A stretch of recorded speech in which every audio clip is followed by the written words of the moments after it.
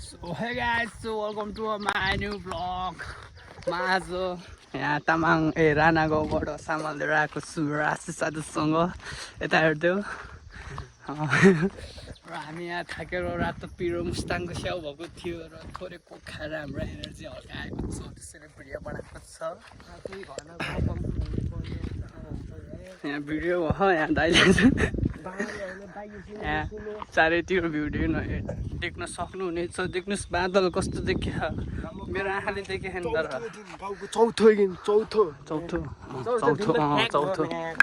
चौथो दिनमा हेर्नु कस्तो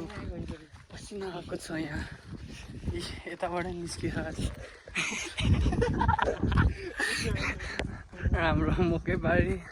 मकैबारी करम करम हाम्रो यता माथि देख्न सक्नुहुन्छ बाटो कालो यिनीहरूले पानी फाल्छ माथिबाट हाम्रो यहाँ हाम्रो यहाँ चौतारी आएको छ हामी यहाँ चौतारी आइसक्यो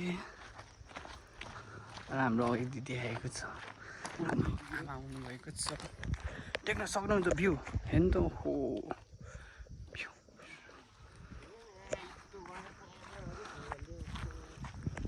गर्मी सहनु पर्छ सहयो भने ठुलो मान्छे बन्छ अरे गाइस ड्रोन शट